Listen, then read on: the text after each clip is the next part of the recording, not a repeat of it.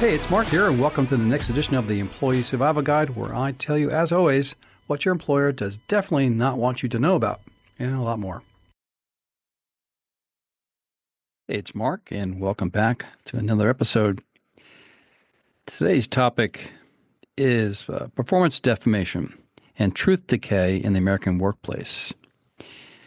Maybe the title signifies what I'm about to talk about. The new uncomfortable truth about performance evaluations by employers in the American workplace is that they have become a frequent and persistent source of destructive disinformation. As a practicing employment lawyer, it has become increasingly clear that employers have become entirely comfortable with drumming up false claims of performance deficiencies against high-performing employees to justify otherwise unjustifiable or illegal terminations. When employers decide to terminate an employee, whether it is for a legal or illegal reason, they simply begin to make up lies about the employee's performance and then, quote, document these lies to support a, quote, case for termination. This practice is promulgated by high-priced employment defense lawyers who, I know many of them, who advise their corporate clients that to help avoid civil liability for unlawful or retaliatory terminations, they must create a history of poor performance or misconduct by the employee and, quote, document that history so it can be used as a defense to claims of discrimination, harassment, retaliation, or wrongful termination. Never mind whether the employee is actually committing misconduct or performing poorly. As long as the documentation says there is poor performance, the employers are, quote, covered. The devastating effects of this all too common practice cannot be overstated. For most employed Americans, our work is the center of our public existence. Work is fundamental to our identity. Work is essential and integral to our meaningful and productive human life. Human beings derive fundamental concepts of their personality and self-worth from their work. Humans do not only work to live, they work to gain an identity and to contribute to the collective good. Our work is tied up with our aspirations, our hopes for the future, our family's well-being. No part of our economic existence is more significant. When an employer unfairly and falsely claims that our work, into which we have poured so much of our identity, is substandard or insufficient, the negative effects on one's psyche or psychic well-being can be significant and debilitating. When one puts maximum effort, dedication, and the bulk of one's time on a 40-hour work week into a job only to be told that they must accept a made-up lie that their excellent work is actually unsatisfactory by some often subjective standard, which is always the case, by the way, that person loses more than just a job. They lose their self-esteem and their belief in the core concept of the American dream that hard work pays off. My daily experience with this insidious trend towards what I call, quote, performance defamation, it's a real thing, is a system of a larger trend in our society. Over the past several decades, our national discourse has become subject to a condition called, quote, truth decay. And by the way, I'm not dropping quotes all the time. It's just that I'm reading from quotes. Truth decay is defined as a set of emerging and related trends characterized by increasing disagreement about the facts and analytical interpretations of facts and data, a blurring of the line between opinion and fact, and lowered trust in formally respected sources of factual information. One can think in this instance newspapers. Some of the most well-regarded newspapers have fallen prey to this, in my opinion.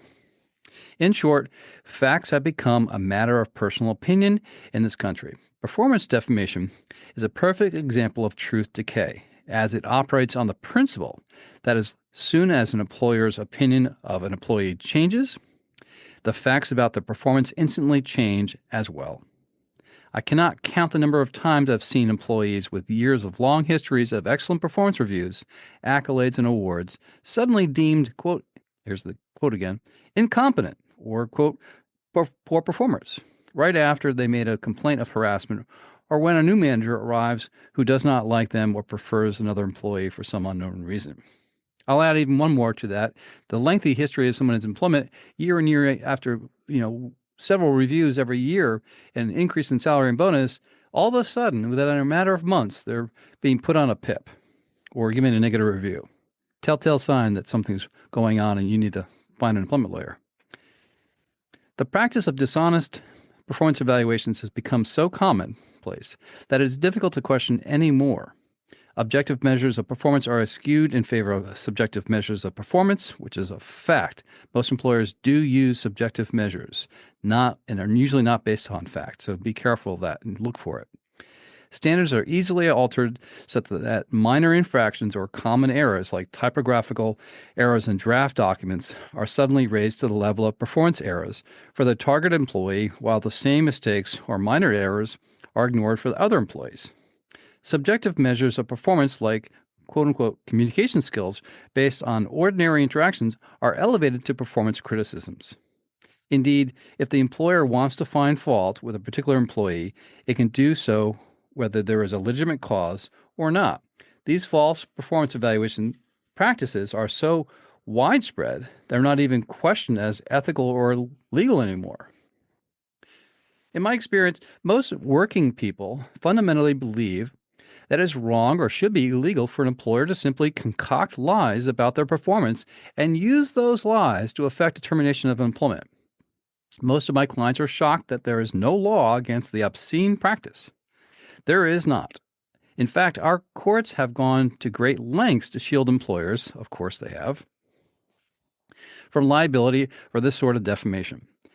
There is the intra-corporate privilege doctrine that allows employers to freely commit defamation against employees in the course of managing them. Many jurisdictions, including Connecticut, have such a privilege for corporate communications. A very famous case, actually, I was in law school and I actually read this case. Tell you how old I am. It's called Terosian versus Boehringer Ingelheim Pharmaceuticals. One of my favorite employers, by the way. You know you're out there, Bippy, I call you. Which states, quote, communications between managers regarding the review of an employee's job performance and the preparation of documents regarding an employee's termination are protected by a qualified privilege. Such communications and documents are necessary to effectuate the interests of the employer in efficiently managing its business, end quote. This doctrine specifically protects employers from performance defamation and allows them to discredit and denigrate an employee's performance based only on subjective or even false criteria it chooses. Our courts have long protected employers' rights to manage their employees over the employee's right to fair and honest treatment in the workplace. Thus, the law permits unfettered performance defamation against employees who have little recourse to investigate and to prove their own good performance. CNN, the TV show, reported on a very recent example of this occurring in the federal workplace as the Trump administration is culling government employees in mass numbers. The Trump administration is claiming that it is carefully terminating only low-performing and probationary employees, when in fact many of the terminated workers have had recent promotions or excellent performance reviews.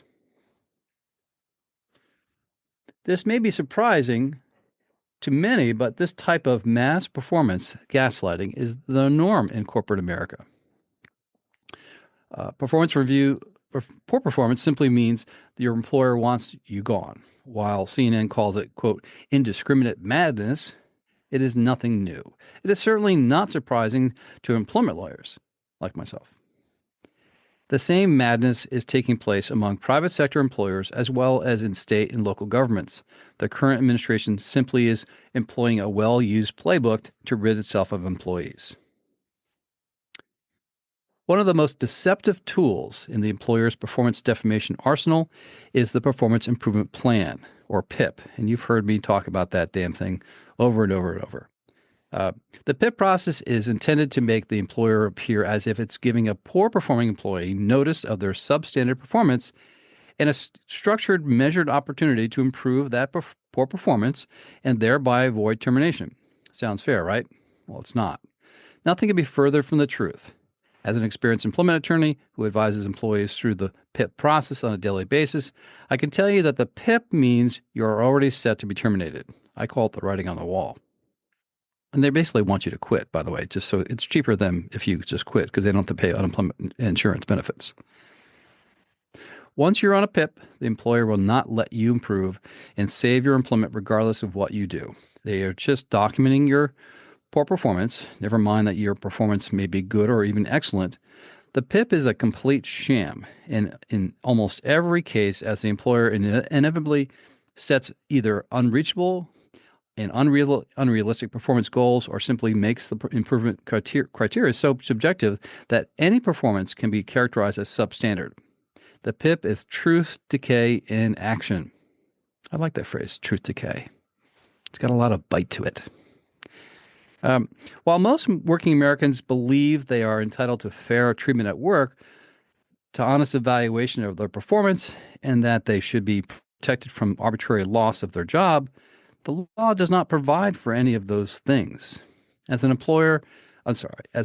attorney who often has to answer an employee's desperate question, quote, how can they do this to me? I can say that the law is far from reflecting our country's shared values and beliefs about workplace dignity, honest treatment, and a fair conduct. Our legislatures and courts should be looking at comprehensive review and expansion of the basic rights of employees to fair and equitable treatment, but they're not doing that yet. Protecting employees from performance defamation and changing the flawed principles of, quote, employment at will would be a great start. And you've heard me talk about that as well. While the law tells employers that they can do whatever they want to employees, no matter how dishonest, the American people expect better. We should start demanding it. This episode was written by Chris Avicali, an attorney in our office. It was taken from a blog post we had put out recently by the same title. Hope you enjoyed the episode, and I'm looking forward to sharing more with you. Have a great day.